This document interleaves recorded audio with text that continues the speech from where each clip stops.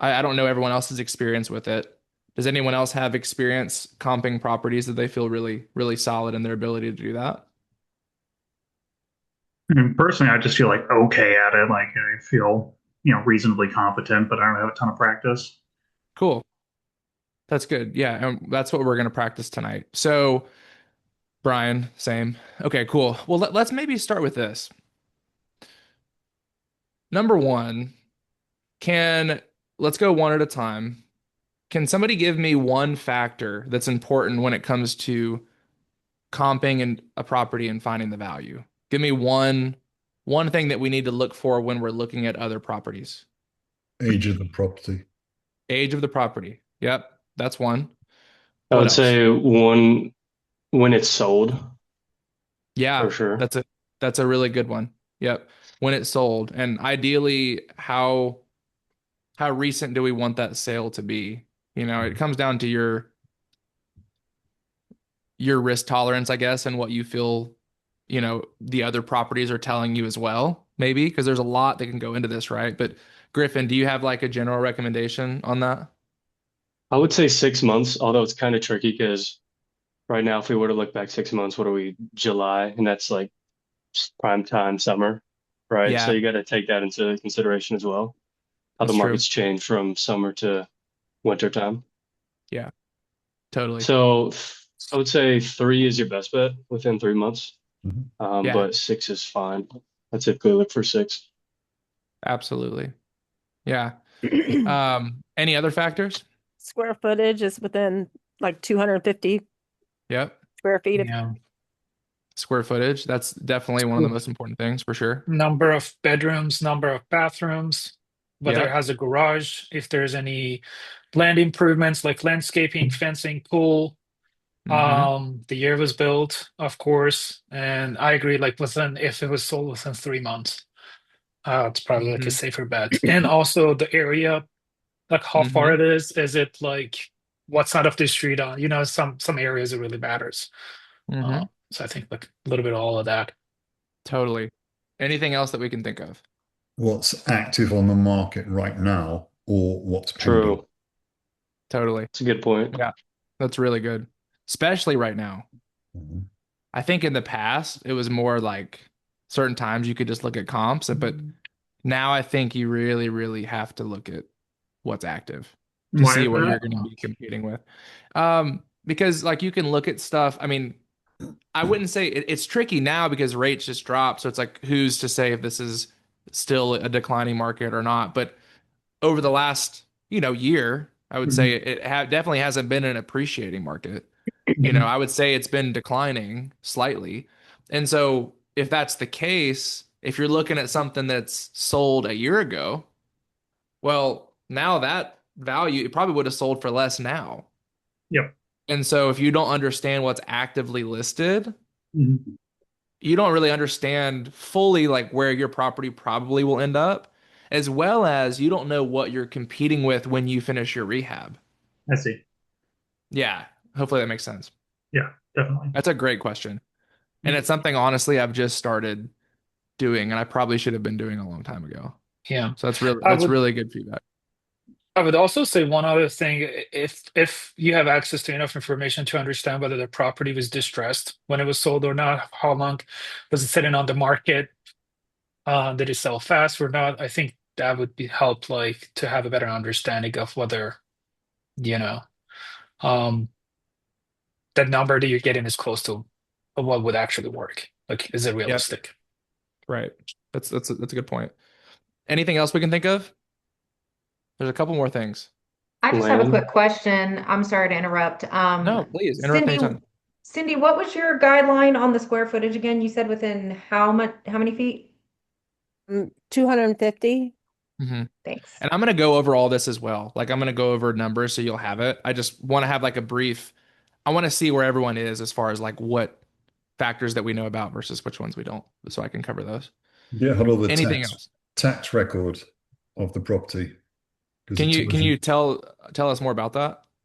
Yeah, so I'm a realtor for those that don't know, and on the MLS we have access to the CRS data, And in the tax record, it tells you everything about the plot size, what, well, the whole raft of details, including who is on the deed, also the history of the mortgage. So if you need information about who owned it previously, that's all Mhm. contained in the public tax record. Yeah, There's a that's whole good. raft of other things. Also, the flood zone. So if you have the CRS data, True. it will tell you whether Yeah. or not the asset is in a flood zone or not. Yeah. Hmm. We're actually Yeah. closing on a property this week that like the one next door is in the flood zone, Garcia Drive. Wow. Yeah. Yeah. So that's something you got to Yeah. look out for because ours could Yeah. have easily been in there. Yeah. It's a good point. Tomorrow. I've turned Yeah. away 3 deals that were put on my desk that for me to buy, and all the stats were great, but they were both bang in the middle of a flood zone. Mm. For sure. Mm, Immediately, yeah. does not meet my criteria, so I rejected them. Yeah. Hmm. Yeah. And why is that a problem just for people in the group? It's like number one, insurance is going to be higher. Mm. And then number two, that kind of makes it less attractive for potential buyers. So you have to factor that into your price. It doesn't mean that you can't do a deal in a floodplain. That's You right. totally could. If Yep. you bought the house for $1 and could sell it for 300 grand, I would still do the deal. But it's got to be a steal, is what I'm trying to get at. Mm. Yeah. Right. Um, Oftentimes you see some of the properties that are on market for well over 150 days. One of the very first checks I do is I go straight to CRS data and look for flood zone. As soon as I see that, I come right away, and it explains why real estate agents are chopping the prices and it's just not moving. But it yeah, looks great house. that's right. All right, I'll give a couple more factors that I think might be helpful. So number one thing I don't think we mentioned, maybe briefly, I think because most of us live in Nashville and we live on little lots, is checking the lot Yep. size. Yep. Um, like having a house that's half an acre versus 2 acres is completely different, Mhm. especially when there's limited acreage. Like people are going to really value that. Right? So that's one thing that I would say is really important. Another thing would be obviously we talked about the year built. We kind of mentioned condition, right? But the last thing is like what type of home is it? That's Mhm. another thing too that I've started paying more attention to. So like what kind of style of home? That's not as important. What's more important is it a single story or is it 2 or 3 stories? Right? Or does it have like a finished basement or does it not? And we'll kind of get into those specifics too, because not all square footage is created equally. That's what I'm trying to get at. Hmm. In general, if everything is the same, a single story home should sell for more than a home that has 2 or 3 stories, depending on the size of the home, obviously. Like nobody wants to live on one story I don't think, that's like 10,000 square feet or something. Maybe they do, who knows? But most people want that kind of broken up if they have kids, sometimes stuff like that. But in general, like it's because, I mean, can anybody give me a reason why that may be the case? This, There's more this is foundation, basically. Hmm. If it's single story, then there's more foundation. So that would cost more. Am I right? Potentially. And I'm not saying this is for everybody. This is just the majority, is what I'm trying to say. Can anyone else give me another reason? I think like older people like Hmm. accessibility Mhm. Exactly. can't go Yeah. up the stairs. That's like the number one reason. I mean, think about how many homes that we've bought where people have just said, like, we just want to downsize because, like, we're hurting going up the stairs. Mhm. That's Right. like a pretty common thing that you hear. And so when you're looking at a house, like, if you're comparing your 2 story house to one that's single story, I'm not saying it's going to be a $50,000 difference, but there might be a difference. So you just need to be aware of that. The best case scenario is yours is a single story, and the one you're comparing it to is a 2 or 3 story. And then you're like, oh, okay, that's conservative. That sold for that, mine should at least sell for that, if that makes sense. That's how I like to look at it. Okay. So let me kind of share my screen here real quick. All right. So couple things here, and I'm going to go through this really quick so we can actually have like a live example and then kind of have some Q&A on this if needed. So, number one, we talk about location, right? Ideally, your comps are within, I like to be within like 0.10 to like half a mile. I mean, and that's kind of pushing it. Like if you get to half a mile, like you want it as close as physically possible, obviously. Ideally, the same neighborhood, right? Same subdivision if you can. You want to make sure that you're not crossing any major highways, right? For some people, this is going to be really simple. For other people, this is going to be like, oh, I didn't know that. For me, that's what this was, which is why I'm sharing it. Crossing major highways, that's definitely a no-no, something you want to look out for. Would Crossing that main be roads. like an interstate highway, or like what are you talking Mhm. about? What Yeah, constitutes a major highway? that's right. Or Okay. any just major road in general, like Okay. it can be completely different, you know? Or yeah, And like a state that's why highway it or helps to know the area that you're in too, because it yep. may not be that different. It just kind of depends, which Mhm. is why it's important to have agents in your corner too, like Martin, for example, that you can reach out to and be like, hey, like, can you help me comp this property out, right? Also, like school zones is another thing too, like city versus county lines.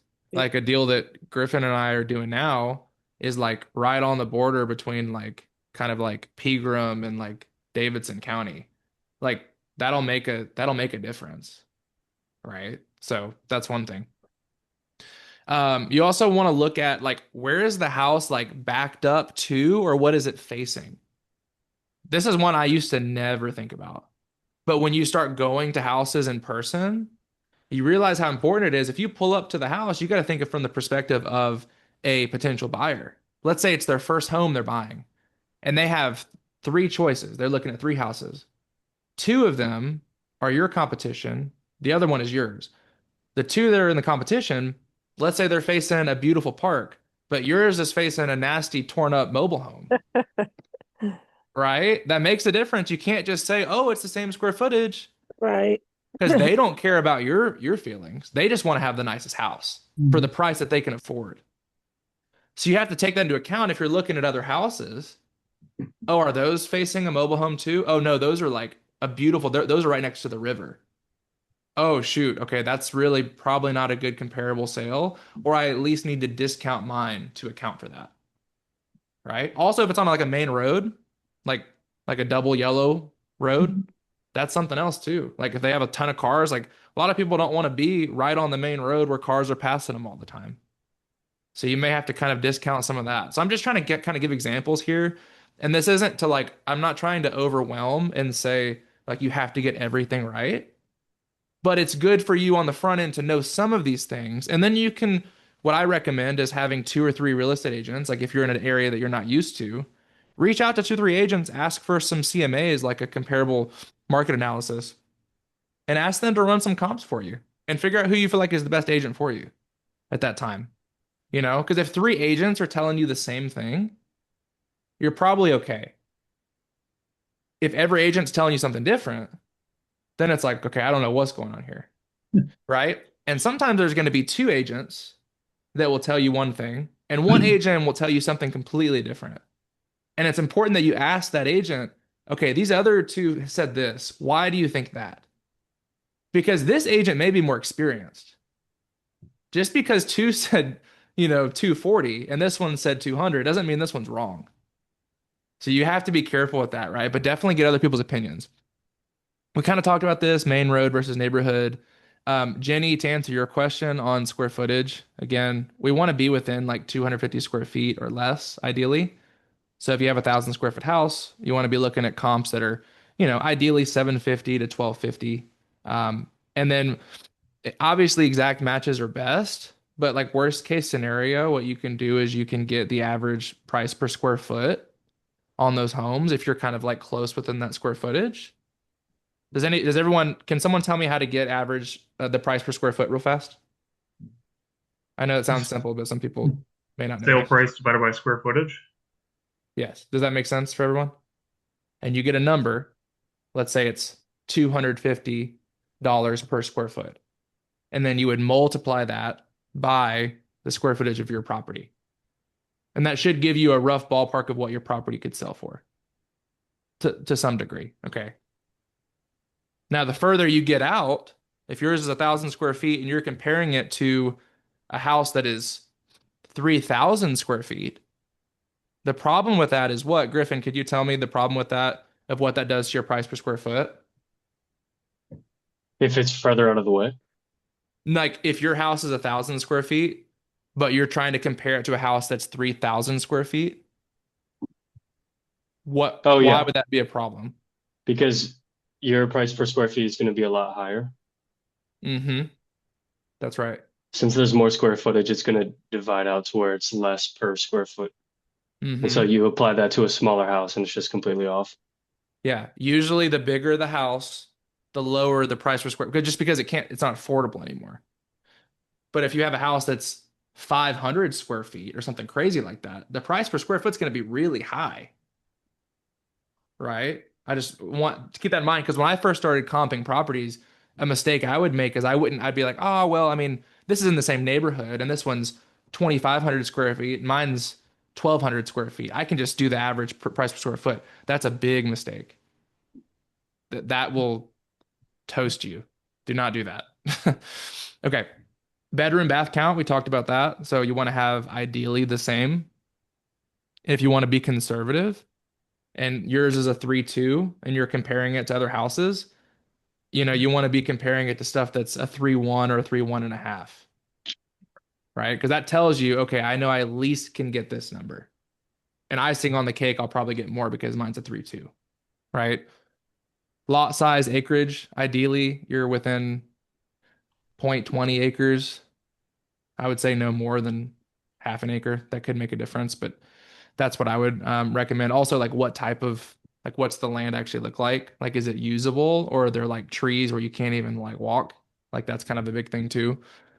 We talked about single story versus multi-story. I think we went through that pretty well. One important thing to note here is that if you're looking at a comp and it says 2,000 square feet, right? And it's one level. And then you have a house that is also 2,000 square feet, but it's 1,000 square feet on the main level and 1,000 square feet of like a finished basement.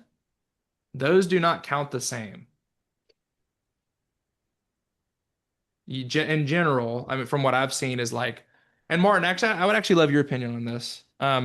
This is just like, this isn't any like serious data, but I would say there is a pretty big discount in general when you're comparing just all on the main level to a basement. I said roughly 50%, but have you seen something like that, or what are you kind of seeing? Yeah, what I tend to do in general is I if it's got the same square footage, one of the questions you mentioned earlier is whether it's a single story or double story. So Hmm. it's got a basement, count it as two stories. Hmm. So I Right. will always go back to single story. If one has a basement, then I'm looking for a single story with another basement Hmm. and Yeah. do apples for apples because people will, if you're going to do a single story with a basement, then ordinarily most people live above ground, not underground, Right. Yeah. right? So it's Yeah. 1,000 feet with 2,000 feet. So you're doing those sort of comparisons. Yeah. But the last thing I'd say is if you're in any doubt at all, and it's possible, drive out and experience the neighborhood and the property itself. Not obviously got to the property, it's physically, but drive around there. And if you're polite, tap on the door. But Hmm. Yeah. experience it yourself. But yes, in a nutshell, I would do like for like. I wouldn't do single Hmm. story with a basement and then a single story. Yeah. No bueno. Agreed. All right. Year built would be ideally within 10 years of the subject property. So like 2000 build, you want to be between 1990 and 2010. Now, there are certain years that are important to pay attention to, of like when things started changing with codes and how things were built. I am not like the most experienced person with that, so I'm not gonna like BS you and act like I know. What I do know from my understanding though is like before like 19 maybe like 1970 or 1960. I think like there's kind of a difference between there and after on like how, like for example, like cast iron plumbing versus like like PVC, like things like that. How people did electrical, like structural, like there are some changes there, so you just want to make sure that you're as close as possible for sure with that. Yeah, Martin, maybe someone can tell me because I have no Uh, idea. Three very key dates, if you're Mhm. interested, is any property that was built before 1978 must have a lead-based paint disclosure document. Mm-hmm. Okay, for obvious reasons. The next one is any property from 20 June of 2016 to June of 2022 generally have an interest rate on their mortgage of less than Oh, 5%. yeah, gotcha. I Are there think any other dates? I think there's another date for the property that were built related to the asbestos. I think Martin might know this better than me. I forgot the date, but I think past a Mm-hmm. certain point, also the usage of asbestos was also prohibited in the properties. Um, Mm-hmm. Don't This know is that yeah. date, Yeah. unfortunately. Well, and oh, y'all doesn't can okay. we can all go look them up, and that I don't think that'll be too hard to find. But I think all I'm trying to say is stay close, right? And just pay attention to mainly stuff like that. Like, is the plumbing going to be different in this? And you can just ask them, like, is the plumbing cast iron or is it PVC? You can ask those specific questions, right? Condition. So when you're looking at your comparable sales, ideally ones that are like fully renovated is kind of what you're looking at. If you're trying to find your after repair value once you rehab it, what could you sell your property for? You want to look at things like, do they have stainless steel appliances? Like, does that matter? Do they have backsplash in the kitchen? Like, does that matter? What kind of countertop? Did they have quartz, laminate, or were they okay with Formica? Did they have like a nice hardwood, or was it just like carpet? Right? Is LVP okay? Do you need to have tile in the bathrooms, for example, or can you do like a tub surround? And you can look at this real fast. You look at pictures and just see literally, that's the cool thing about real estate is like you don't have to be a genius to like value property. And that's like what I've realized more and more is like I'm not very smart and like I can figure it out. And like our team is much smarter than me and they can help me figure it out too when I can ask them, right? I can call Griffin or Cindy and be like, "Hey, what do you think about this?" And they'll send me three other comps that generally are really easy to copy. Like you're just kind of doing copy and paste. Like yeah, like it's fun to like flip and try to make things your own. But in general, like you're trying to either copy or beat, ideally, the competition with how it looks, but also in price as well, right? You want to be competitive. Um, Also, did these properties have like a brand new roof, like new HVAC? Like what were like the major systems? And then last thing I would say on this is like this can matter to some people. Like, is it all brick or is it like kind of like a vinyl siding? I would say that is like a difference. Like in general, brick is preferred over like a vinyl siding. So just something you want to pay attention to. Let's kind of go through like a live example. Like just look at this together. I think this would be good. So this is a property that we wholesaled and closed. I don't know when it was, Griffin, yesterday or the day before. Feels like all the same day. Yeah, yesterday. Something like that. It happened. That's all you need to know. Okay. So first off, I'm doing this on Zillow. You can do it on Zillow, Redfin. If you have real tracks like on the MLS with an agent, then like that's the best data. But for me, this is where I pull my comps, and so it works for us. Now, if I can't find good comps, then I'm gonna call an agent and have them look it up on the MLS, right? First thing I want to look at is ideally you try to kind of memorize this and like really understand the property before you just start looking around so you don't have to go back and forth, which I probably will anyways. But so first off, we want to look at bed and bath count, right? So this is a 4-2, 2,100 square feet, 8,000 square feet lot, built in 1974, and this is a one-story home, right? So if we kind of know those things, like it's not too many things to memorize, but there's kind of the most important stuff, okay? So now what I'm going to do is I'm going to go down and I'm going to look, here's your estimate. Like that's fine, but that doesn't really tell you much because It's hard to say, like, are they basing it off of how long it's been owned and like what they think the condition is, or do they think this is after repair value? Like Redfin could be completely different. So it's like it's not going to give you a great idea. Sometimes it's pretty accurate. I will say that. Sometimes it's very accurate, but you always want to confirm. So I'm going to go down here. And what I would personally do is I would go look at these comparable sales. So comparable homes right here. Okay. Now, one thing I'm also going to look at is I'm going to look at the map because immediately we can see which one should we probably leave out immediately just by looking at this.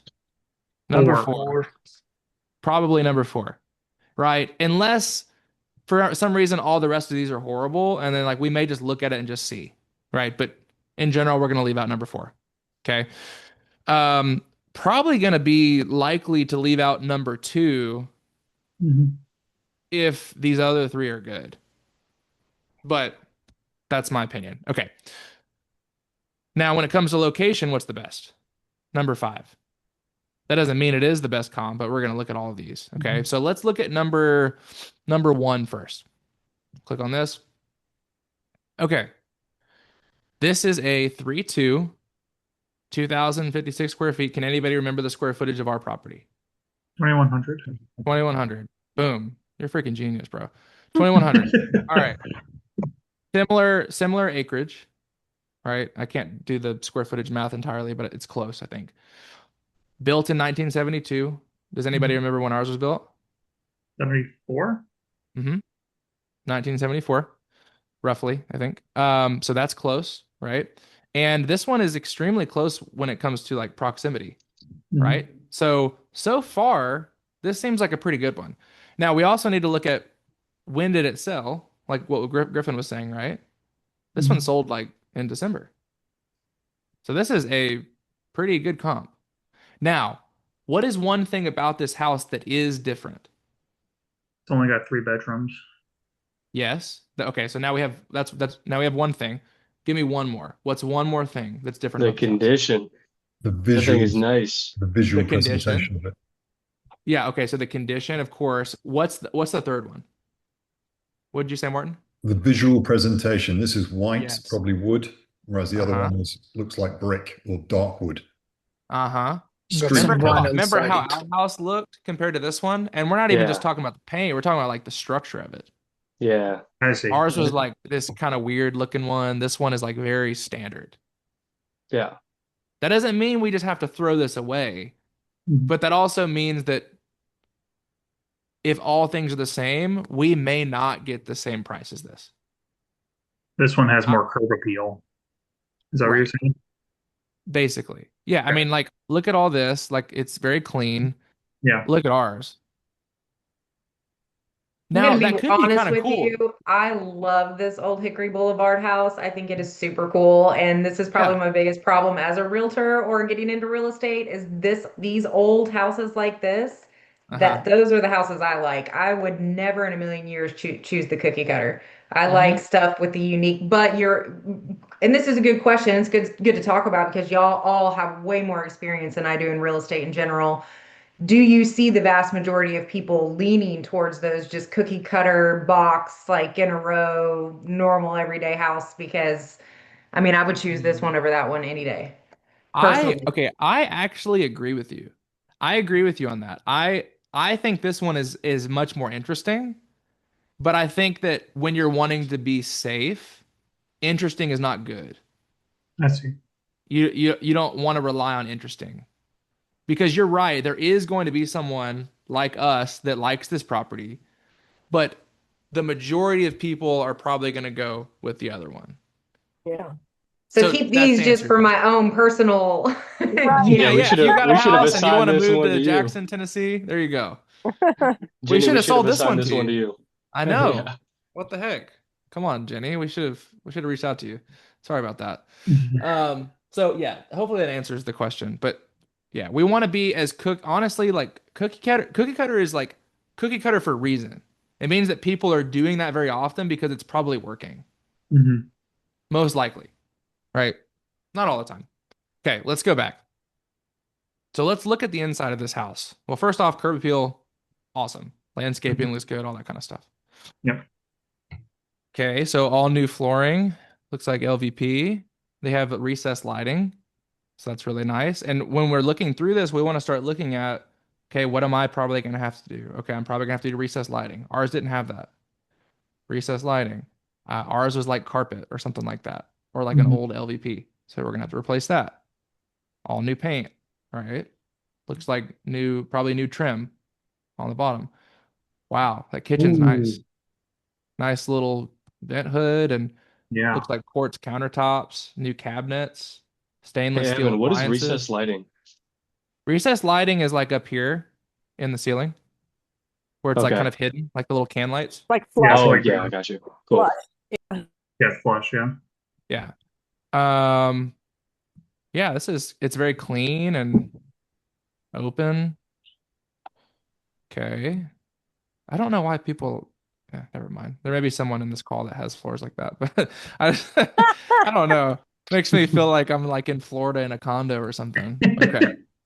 Um, this is what is this? Master closet Is that the master bedroom? There's just like a or a bedroom? built-in shelving. Okay. But that's, I mean, yeah, I mean that's cool, I guess. All right. This is I guess. confusing, but I think I'm getting more confused on the value of our property the more I look at this because I don't Yeah. even know how to copy this. That Um, toilet. It's like right, yeah. shoved in the corner. Yeah, dude, that's brutal. Yeah. Okay, but like you can kind of get the vibe of this property, right? Mhm. Cool. I like that a lot too. That's nice. Very cool. All Oh, the right. wraparound driveway. Yeah, that's clean. That is nice. All right, so we looked at that one, right? Does anybody have any questions on that property that we just looked at? All right. Sweet. Let's look at number 3 now. Number 3, this one sold last year, so pretty frequent still. Um, does anybody like not fully know like the month when they look at the number and so they just don't say the month? I don't want to sound stupid. I think it's September, right? Is it September? Go. You are I should so know that. I brilliant. should That know. cracks me up. I'm dead serious. Like if you notice, I was like, oh, I think that was last year. It's recent, Like Well, you I'm did not say gonna you're risk not it. very smart, so Yeah, There you go. See? don't let him fool you. At Confirmed. least I'm open about it. All right. Real estate is So not no months. that's right. That's right. I was just learning the months in Spanish actually before this call, so it's just too confusing. There's a lot going on. All right. So this one is That's a what it is. 3-2, 1850 square feet. So this one's about, 300 square feet less. Mhm. Or yeah. So also built in 1966. So this is older. Now the cool thing too is when you start looking at these, you can also stack some things in your favor. It's like, oh, mine's like 10 years newer. Oh, that's Mhm. great. Mine's 300 square feet, Mm. larger. Great. Square footage on the lot is about the same. So let's look at the house. So it's not painted, just brick how it is. It's not anything special. Doesn't look One great. doesn't look that great. No, I agree. Okay. Definitely not newly renovated. It's not like a flip, Mhm. right?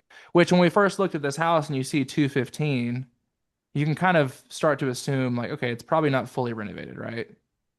Just based Yeah. off the price. Yeah, look, Mm. kitchen is Mhm. right? What are those countertops anyways? Like Formica or something? Yeah. Mhm. Look, here we are with the floors again. I know. The Florida condo floors. There we go. And what is this? Is that an antler? Oh wait, no, that's just a light. It's Okay, a cool. chandelier. That's crazy. Okay, so got some like dark spots here. Yeah, just Is that laminate or wood? Can you tell? looks like That looks hardwood. like wood. Mm-hmm. Yeah. I mean hardwood's nice. Mm-hmm. People definitely like most people prefer hardwood, but Oh, what's going on with look at that this drawer? I bathroom. know, Yeah. right? I was like, not bad. Do you see that drawer? Dude, wow, that's crazy. The cat's got up there or something. Oh, look at the camera right here. That's so Oh, I funny. I love love when it. agents do this stuff. Yeah. I Agents love are the mirror so, frame. It's dude, like, that is crazy. Like get in That's and get out. awesome. My favorite is like when you see like an agent like taking a picture with their phone and they're like in the mirror. It's like hilarious. Yeah. I love it. It's like, come The on, man. best. All right, cool. Looks like the only thing they freshly painted was this fire, whatever. That's crazy. That's like so bright. Okay, so this one is not like a good comparable sale for after repair value, like Mm, top dollar because this isn't renovated. What yep. is this a decent comparable for? Can As someone is tell me? value. As Purchase is price. value. Right. As is. Like if I picked this property up here, Jenny's house, right? And then I sell it as is, what's an idea of maybe what I could get for it? And that helps you kind of gauge, is it worth doing the rehab or not? Because a Mhm. lot of times on these properties, it's not worth doing the rehab. We had one recently that Cindy got that we thought we could flip it, and I'm just gonna throw out a number. Flip it and we thought we could make 50. And we ended up selling it as is and made more than if we'd flipped it, which is kind of crazy. So you always want to make sure you're looking at these things. Okay, last comparable sale. Let's look at this one. This is number 5. Remember, this is the closest one I have a too. quick So this is question great. before you move into that. So Yeah.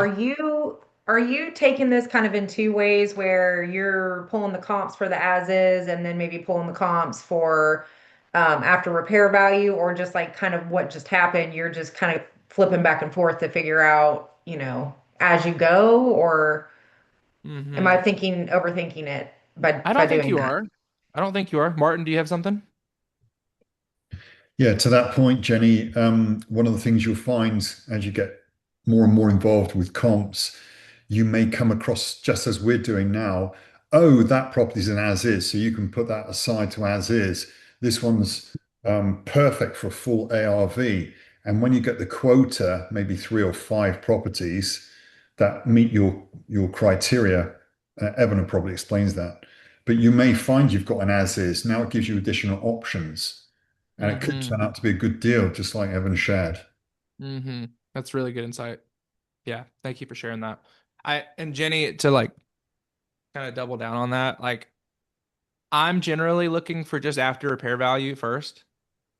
Because I know in general, if I've got something at a good price based on the after repair value minus what the repairs are going to be, I could probably sell it as is too, most of the time. Now, the bigger the rehab, probably the less likely that is. Because most home buyers aren't going to want to have to do a 100K rehab. Mhm. So now you're venturing into investor land where you're getting investor offers. But if you have a property that needs some paint and carpet, you could sell that as is, and you might get as just as much or close to it at least. And when you're flipping, you have to factor in also the time that you have to hold the property while you're doing these things, because that's a cost too every single month to you, Mhm. right? To your lender or your mortgage, right? Hopefully that makes sense, Jenny. If not, please ask as many questions as you want. This is kind of an interesting house. If I Okay. can piggyback off Jenny's question, Yeah. would you say that there's like a rule of thumb in terms of like what things are like you would need to repair before Hmm. selling, or some things that like, if you're just to sell it as is, it's fine. I don't know if that question makes sense. I understand. If you're selling to a retail buyer, like someone just want to buy a home, Yeah. because an investor, obviously, that doesn't really matter as much, right? Sometimes I will say clean out, like if you can clean out a property for an investor, that can get you Yeah. more, like doing that part, because you'd be Mhm. surprised, even investors don't have great vision sometimes, including Mhm. myself. So there's that, right? But if it's a retail buyer, I mean, I would say any of like the major stuff like foundation, if the HVAC's not working, um, if the roof is actively leaking, that kind of stuff. Um, Urine, like smell is a real, that's what I'm dealing with right now. It's like, it's just people are Yeah. gonna walk in and smell it and be like, Yeah. even if it's subconsciously. Okay. But then So if I it's would say something where just, it's like, they got, laminate countertops or something like that, or old uh-huh. appliances in the kitchen, Yeah. you Because might be that's able to factored do in. that. Yeah, because that's factored into the price. That's Yep. like why you're selling it as is, right? Is you're Yep. giving someone a deal, Yep. somebody that has wanted to own a home in this neighborhood, but Mhm. every house that is selling that's fixed up is selling for 250, and Yeah. you're selling it to them as is for 220, and that's Mhm. what they can afford with their mortgage. And so they're Yeah. happy. Yep. That's kind of it. Yeah. Cool. Um, Great question. That's really Thank good. you. So this house is kind of the last comp, right? Mhm. I mean, the thing is too, if anyone noticed, this has a two-car garage. Yep. So that makes a difference. Yep. Paying attention to like, does it have a garage? Is it attached or is it detached? This has a nice little Ooh. area in the back, it looks like, where you Yeah, could well, sit, two season, screened three season in. porch. So that gives this house some value, right, compared to ours. Recessed lighting. There we are Mhm. again. LVP.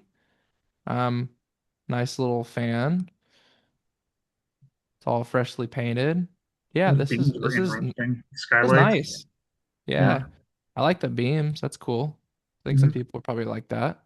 Um, Nice open kitchen, Hmm. new cabinets. It looks like that's I can't tell if that's what kind of countertop it is. Nice is I guess all I'll say. Um, and yeah, tile. So you got to kind of start paying attention. Like, do I have to do tile in the, bathroom Hmm. in order to get this price in the shower at least? Seems like you might need to closet. So I think this one is a pretty solid comparable. Besides the garages, but you also got to think about too, what's one thing we have that they don't have? Fourth bedroom. Fourth bedroom. That plays a factor too, and more square footage. Hmm. So Evan, did we talk about that? What you deduct, like $10,000 if there's one less bedroom, or there's kind of a rule of thumb for that. I don't know if we went over that. I don't think we did. Because I don't really have a great answer for that. Okay. But because I think it really does, it just depends. It's tough because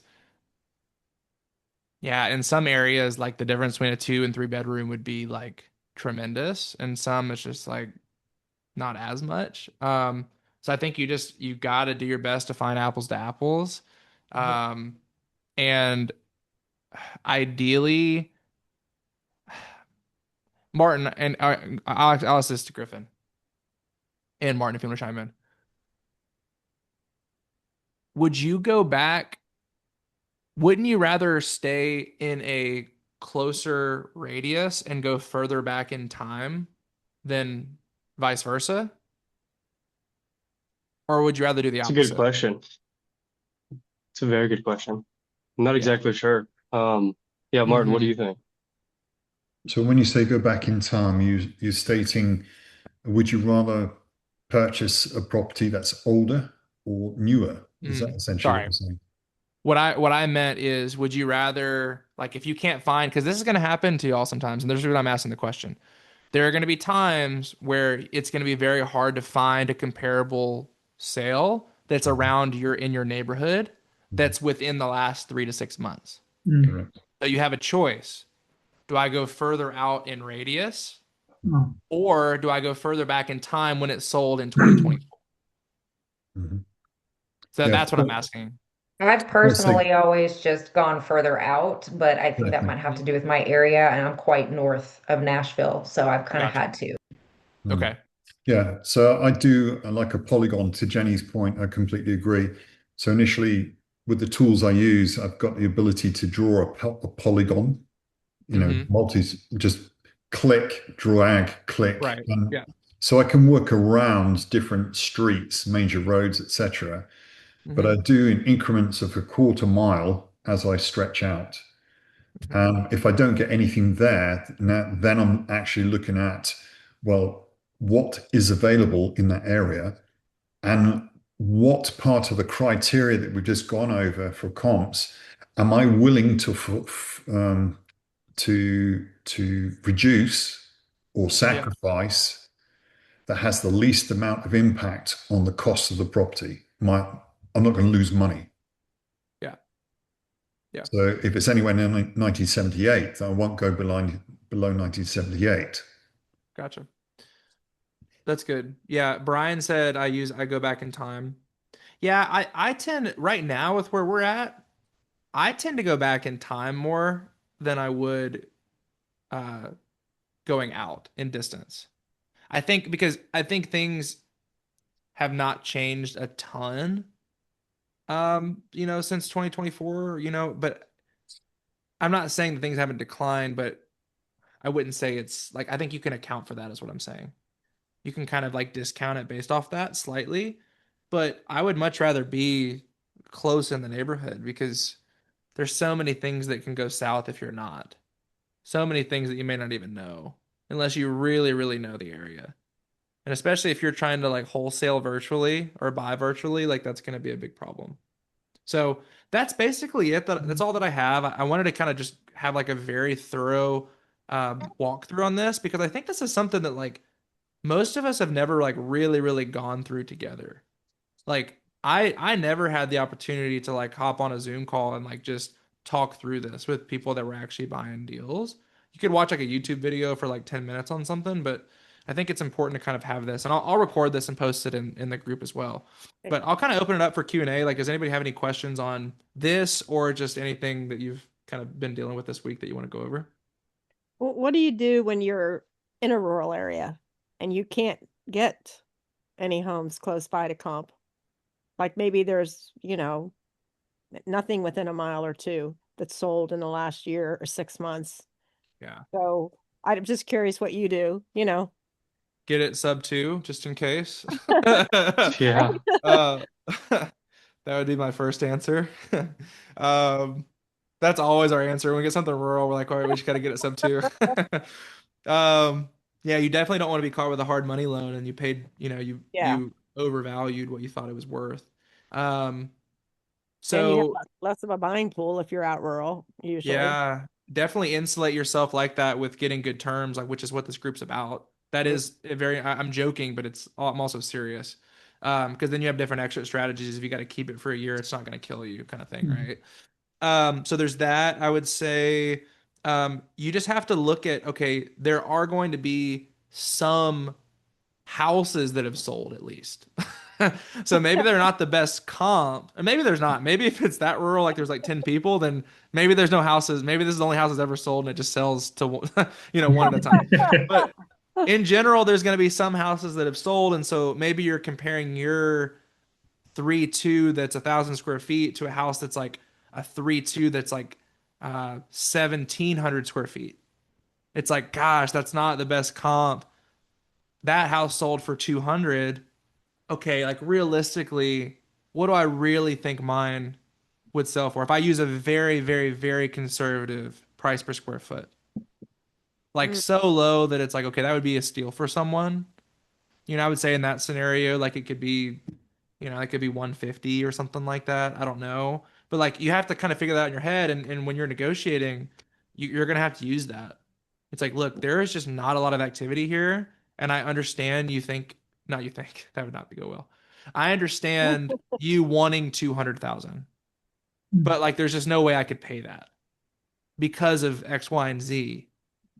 And you're just going to have to see if they're willing to take less. And if not, you may just have to walk away from that. Sometimes walking away from like rural deals like that is the best thing you can do.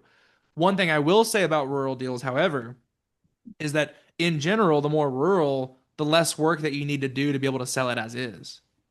Mm, So that's kind of like a gold nugget too that I've learned this year. It's like you don't, the more rural it is, like East Nashville, for example, you're probably gonna have to do the work and make it nice mhm, if you want to get top dollar. But selling as is, like I guess what I'm saying is that if I go to Alabama, like a house we have now, that is like pretty rural, like kind of a lot of land, that kind of thing, you're not you could probably take the repairs, like 20 grand or whatever it is, off of what you were gonna sell it for if you fixed it up, and probably sell it for around that price. Whereas in East Nashville, they place a heavy emphasis on after repair value where you can't take off just the 20 grand. You probably have to discount that property by 40 or 50 because people really value having a nice product in East Nashville because they can afford that. So hopefully that makes sense. I know that was kind of a tangent, but something to pay attention to. Any other questions? I got about 15 minutes. So I'm down to hang and just talk. Well, can I bring up what I texted you about before our group Yeah. call? Of kind of course. monopolize this, but Yeah, yeah. yeah. So I spoke with a homeowner who's facing foreclosure earlier this evening, and during our conversation, he expressed a lot of frustration with his lender.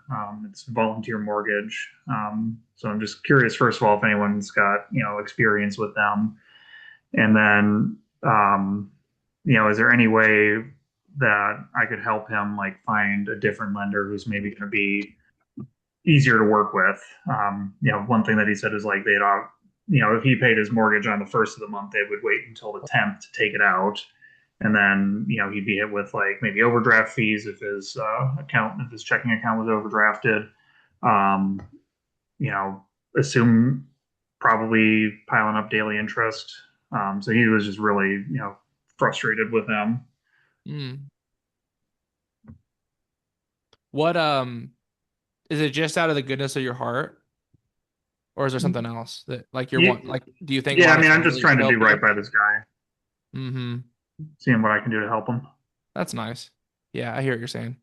Um, I mean, he's behind on payments. Is it his fault? I mean, it sounded like it. Uh, I don't know Yeah. whose fault it would be. He had Then I gotten, yeah, he had gotten divorced, and he said he was just kind of like really struggling for a time. mm, He didn't say what specifically caused him to get behind on his payments, but he's about 5,000 behind, so it's not a huge amount, mm-hmm. and And we're he feels like invested. switching mortgage companies would fix that. Well, that's what I'm wondering is, and I floated that idea when he talked about how he's just like he said from day one he's had a bad experience with this lender. Mm, So in my mind, I'm like, well, I wonder if we get him, you know, going through somebody else, if he might just have a better experience, mm. and he can. I mean, I would just say my piece of advice. I actually really appreciate your heart for people. I've had to just to learn to be like, these people are grown adults. They're not Mhm. five. They can go ask themselves how to call. They can call a mortgage broker. They can look up mortgage broker on Google and say, Yeah, hey, I want to refinance into another loan. And the likelihood of him getting approved for that is probably slim. yeah. Anyways, so I would just tell them, yeah, hey, I would look up mortgage broker in your area and just ask them how you can refinance it. Okay. Yeah, and put on your big boy pants and go do it. You're a grown Yeah, man. You can do it. Okay. that's right. You're a grown Thanks. man. Come on now. Get up off the couch. Go do it. Yeah, no, that's a good question though. I see what you're Thanks. saying. Yeah, man. What Um, else? Focus on people that you can John, help.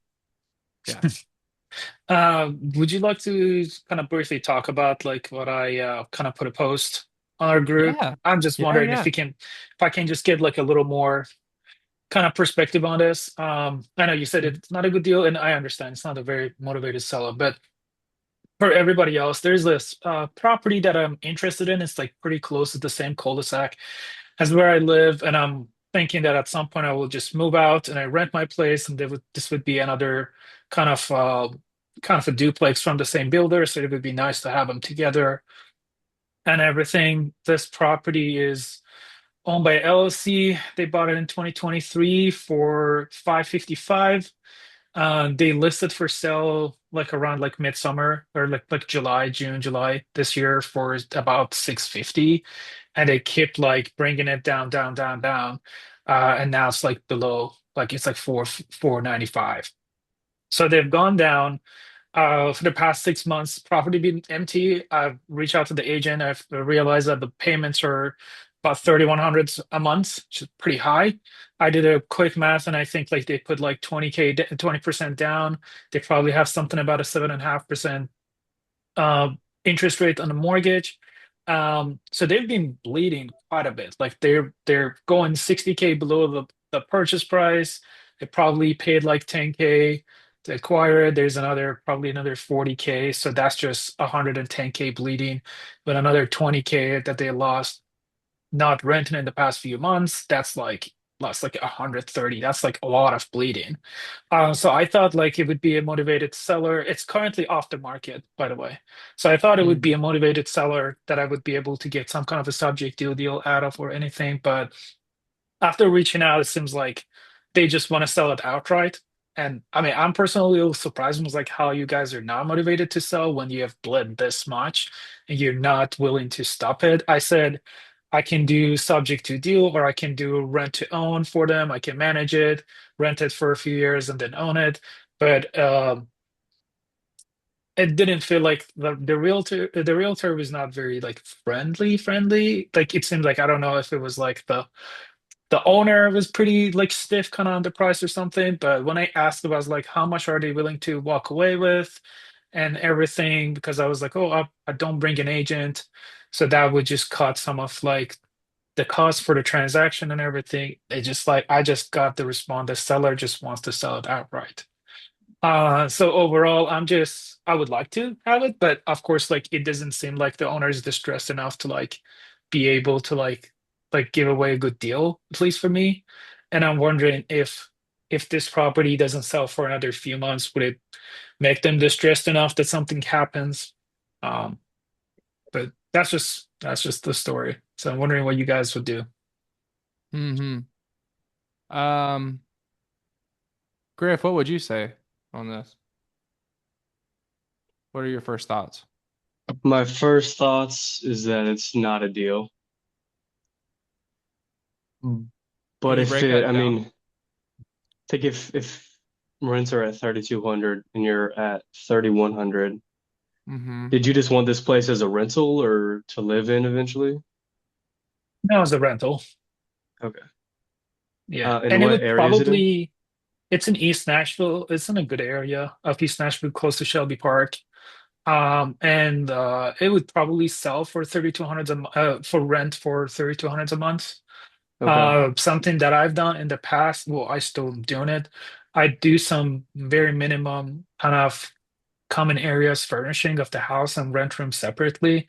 And usually I can generate 15 to 20% more revenue when I rent it like that. So when it's like 20 seconds of walk from me, that's pretty easy to do. So that's one of my thoughts is like, okay, I know the payments are high, but if I can just manage to kind of like manage it for 2, 3 years and refinance it or something happens, then that's when it starts to kind of be more profitable. So I have a more of a long-term approach, kind of the way I'm looking at it. True. Yeah, if you could break it up by room and get more rent or something like that, I think Yeah. that could be a great strategy, especially if it's in prime real estate, East Nashville. As far as like appreciation over the years, that sounds like a great hold to me if it's right next to Shelby Park and you're willing to hold it for that long. Hmm. And for depreciation, like tax incentives, that could be good for you. I think, if worst comes to worst, if you can't do the midterm rental or, break it up by room, um, then you just got to be willing to take that loss every month because you also got to factor in the maintenance, right? So if you're only Yeah. cash flowing $100 a month, then you're ultimately negative because you got to put money into it over the years. But if it's worth a long-term hold and losing money every month, if that's worth it to you, I think could be a good deal based on the location. That really wouldn't work in somewhere like Antioch, Right. but in somewhere like East Nashville, it's worth considering at least, especially if you can cash flow more. That's what I would say. Hmm. Yeah. Yeah.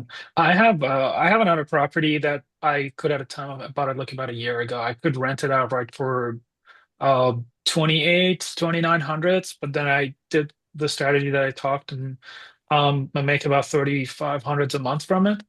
So it's like considerable more. So that is possible, but my big problem with this property is like I really hate working with banks. I don't want to go for a traditional kind of like investor mortgage or anything on it. And if the like if they're not willing to work with subject to at this point at least, like I wouldn't want to go unless like I can find a partner that would be willing to kind of jump in and we can kind of work together. But I'm wondering if I should wait and if they get more distressed and they can't sell for another few months, maybe then they would be willing to work with a subject to or something. But I hate going through the traditional mortgage process so much that like that kind of a deal breaker for me.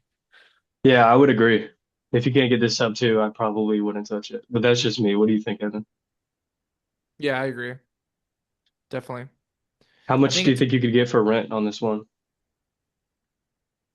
I uh, think I probably can go about 33 to 35 with like a few thousand, I would say about like 3 to 5 thousand of furniture. So not that much. Um, it's just about north of 1,400 square feet. So it's not a big place, but it's a desirable area. I've seen people like that really want to like kind of live in this area, especially if it's a room. Um, so I feel like it's a desirable. That's why I'm kind of like thinking long term. I feel like if in 3 to 5 years, if we're out of this kind of market that we have and the prices go a little higher and the buyers kind of power goes a little higher, I feel like it easily would go for 650, 700. Um, that's why I feel like right now with the market and with the seller, it's still kind of distressed enough to like get it below 500, which I feel like it's a good deal, but also it's like how do you acquire it? yeah. So I think it's good to go over deals for like practice and look at it. I think with how you're talking about it and kind of saying like I don't really want to get a bank loan, so the only way I would kind of do it is creative. It sounds like at least on the front end. I may be wrong. Like I think that one thing that I used to struggle with, I'll just speak for me, and I think a lot of people in the community probably do, is they have like one dealitis, where it's like they don't have many leads at all. And so they go like think about how long we just talked about like the future of what this deal could be like, and they're not motivated right now.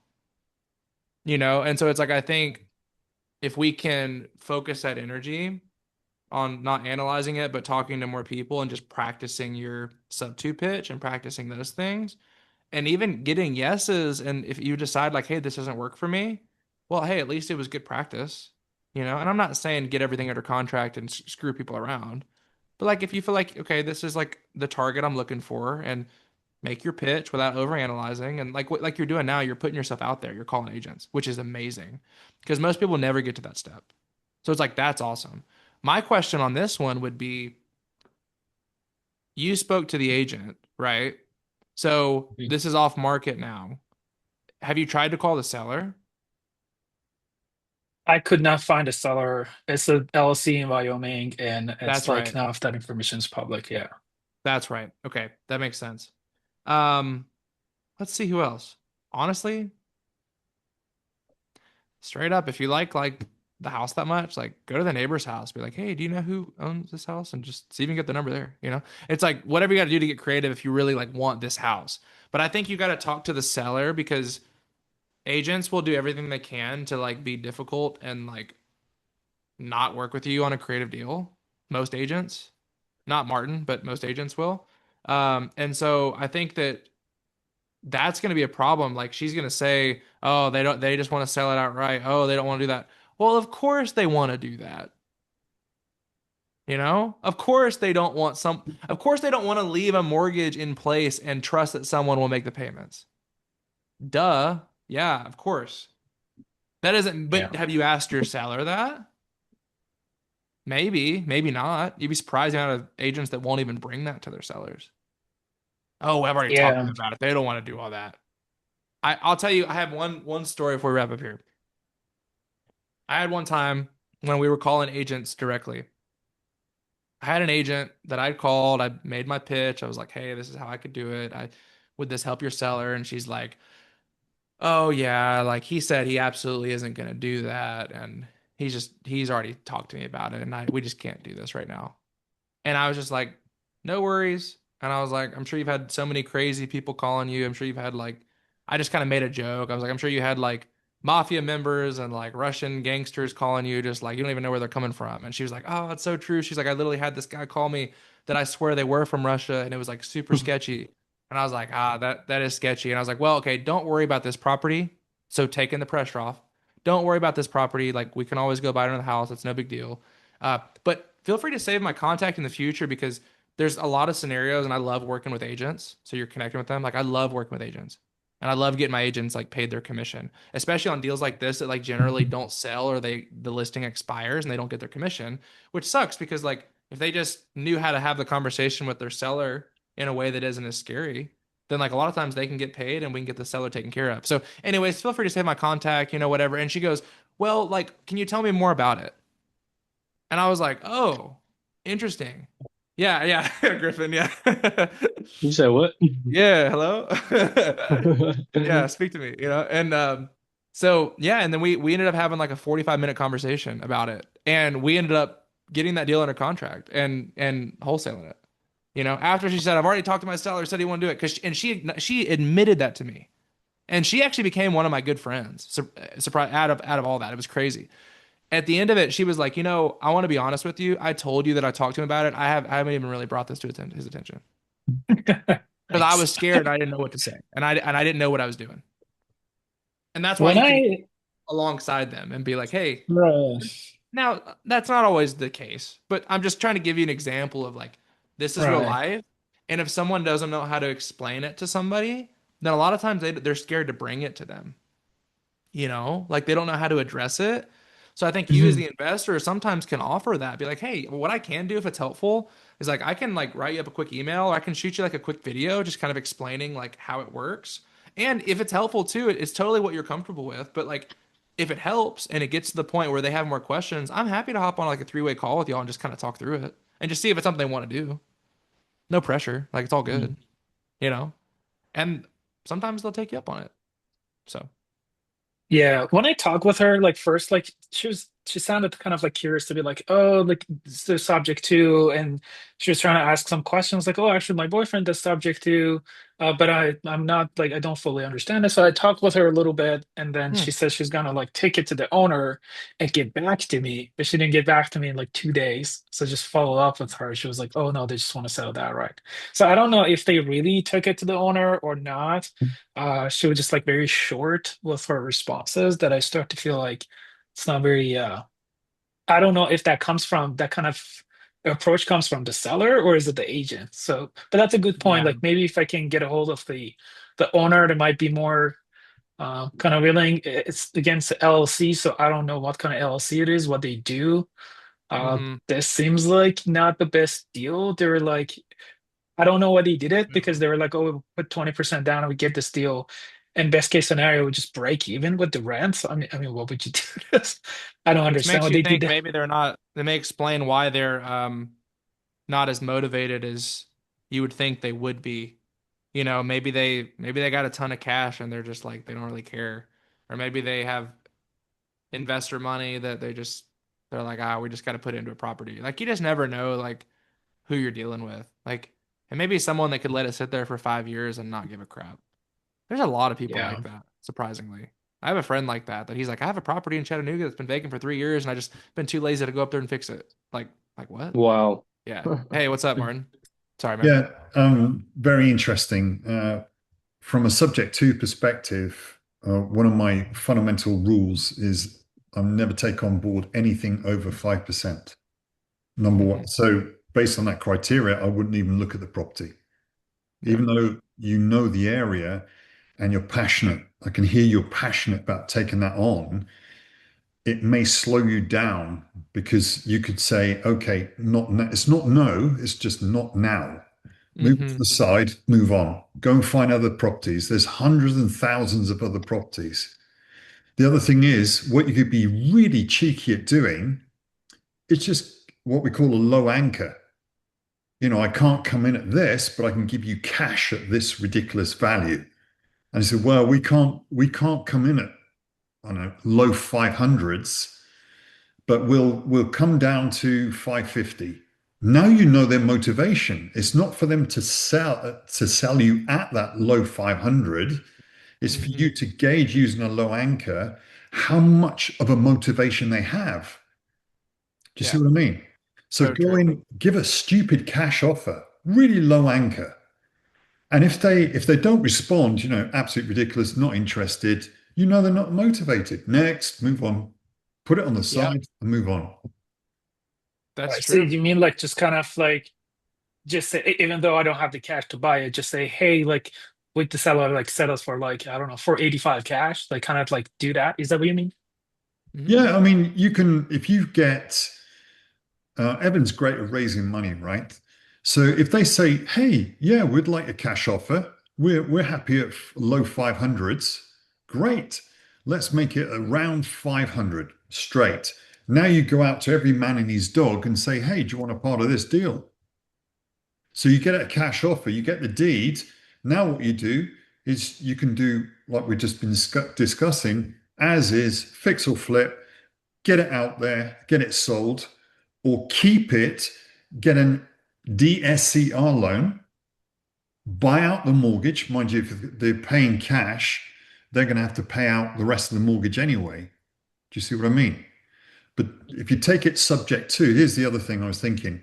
If you were to buy that as is, you could immediately go for a DSCR loan, reduce your 7.5 down to 6.7, 6.3, whatever the DSCRs are now, and clear off that debt at a lower interest rate. Yeah, Does assuming you it- have that equity for sure. Yeah. Yeah. Yeah, I mean, there's a lot of ways you could skin it, but I think to Martin's point, it's like, and I will end it on this. It's like the more you do this, the more that you question why your past self was ever in such a rush. Um, I look at that so much. I'm like, what was I doing? And the amount of deals that I didn't buy that I almost did because it's like, I just want to do a deal. I want to do a deal. It's like you get in the habit of like transacting a little bit more. Um, and that may mean like wholesaling some, like calling some agents and just practicing that. And you have leads like coming at you, left and right. Um, you develop that skill, then this deal would easily a year from now for you would be like, no. So I think that could be the problem too. It's like get more leads, talk to more agents, post more on Facebook what you do. Those kind of things are going to move the ball forward more than trying to figure out like how to make a deal work when they're clearly not as motivated as they should be and just move on, provide value, build the relationship with the agent though. Don't throw that away. Build a relationship with the agent. That's what you don't want to throw away. Because if she's doing deals over here in East Nashville and you like East Nashville, hey, great. Sounds like it's not this one. Hey, and I know you had mentioned, you said I think your boyfriend or your husband or whatever was doing sub two deals and you said you had questions on it. What kind of questions did you have on them? They're kind of weird. I know like there's like a whole weird stigma about it. Just be casual. And don't be like, oh, it's like it's not weird. Like it is weird. And just laugh with them about it. That's human. That's what builds the connection between you and the agent. It is so weird. Like I honestly there's sometimes like people like they have to have a really good reason for why they do it. And it sounds like these clients aren't that. But have you come across deals like this before where there like wasn't a lot of equity and they were trying to sell? Oh my gosh, I had like 5 last year. And what happened to those? Oh, they ended up just like canceling the listing. Oh, that sucks. We got agents all the time that call me and I pay them their full commission on listings just like that. What kind of questions did you have on sub two to make sure that doesn't happen this year? You know, that's how I would go about it. Yeah, Martin. All right, we'll wrap Yeah. up with Martin. Yeah. One last one. To that point, never ever be afraid to ask. If that agent gives you rejection, never be afraid to ask, well, it doesn't sound like a good deal for me, but tell me, what else have you got going on? What other deals do you Mm, have? so And good. they're going to go, oh, I got a chance of getting another commission. Mm, Do you see what I that's mean? so So good. always think the agent is only thinking about their commission, their compensation. Can't say commission anymore. Oh, it's ridiculous. Yeah, compensation. And assure them the first thing we'll be doing is making sure your compensation is paid first. What other deals do you have? And you So watch their good. guard go straight down. So good. And those Martin, that are thank you. not interested, those that are sorry, Evan, those that are not interested, move on. Next. You're right. Thank y'all for Thank hopping you. on here. This was really good. I'm glad we did all this and super thankful for this group and community. I will see y'all next week. Post some Thanks, stuff in Evan. the freaking community this week. Quit being such a ghost, man. All y'all. I know you got problems. I got problems. All right. Love y'all. Thanks, Evan. Everybody. Yeah. All right, Bye-bye. thanks all.